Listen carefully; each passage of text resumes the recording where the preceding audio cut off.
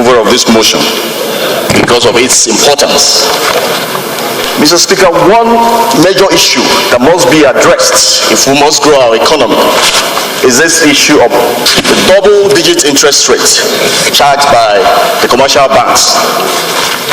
The statistics available shows that we have close to 20 million macro, medium, and small-scale enterprises subsector in this country today. And this figure accounts for over 80% of the total number of enterprises in the country. And of course, 75% of it is Nigerians' total employment base. Mr. Speaker, you can see how huge this sector is. Mr. Speaker, the lending rates of these commercial banks hovers between 17% to 28%, which is majorly because of the CBN's monetary policy rates, which is as of today 11%. If you compare this monetary rates with what we have in other countries of the world, as exhaustively explained by the mover of the motion, you see the huge difference. Mr. Speaker, how do we grow our economy? How do we generate income? How do we create jobs if the interest rate is very high, if the funds is very high? Mr. Speaker, the high interest rates has contributed majorly to the bane of the development of the small and medium scale enterprises, which has a huge potential to generate employment, increase productivity, and of course, reduce poverty.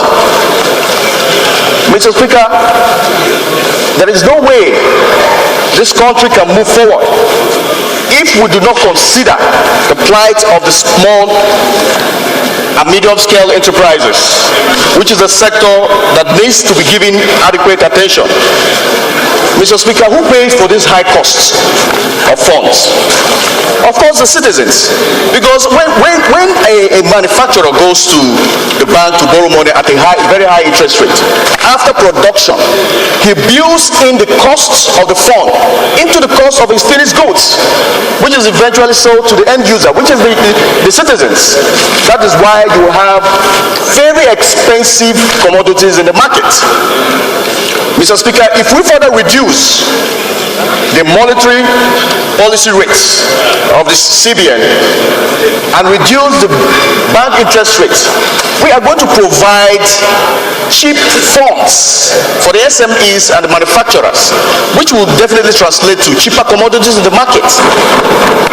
Mr. Speaker, the current momentum to diversify our economy may not be achieved if we continue to allow these banks charge double-digit interest rates, majorly because it is unprofitable to borrow. And of course, when the manufacturers and investors do not borrow, they will not produce. And of course, they will not generate employment. Another issue, Mr. Speaker, is this issue of the lending rates, the period of repayment period from these banks.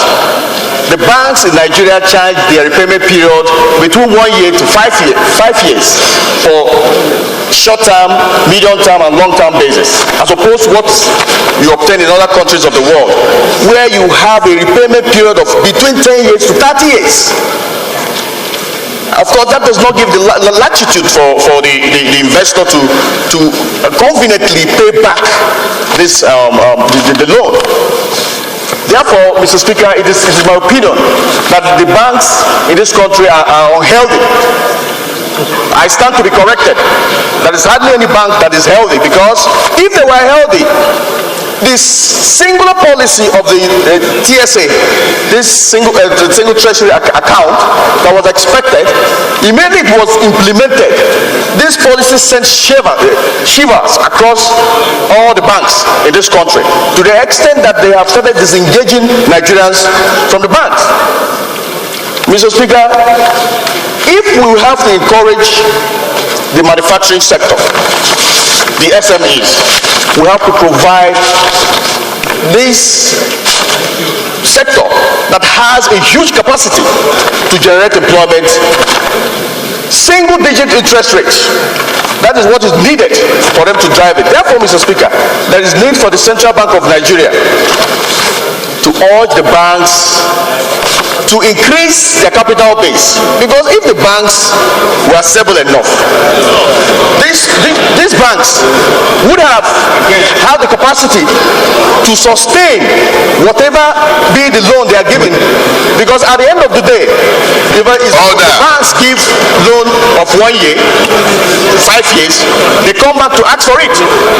Therefore, Mr. Speaker, it is also my opinion that banks should, the Central Bank of Nigeria should undertake a systematic review, further systematic review of its monetary policy rate to achieve a single-digit interest rate that will enable commercial banks lend accordingly.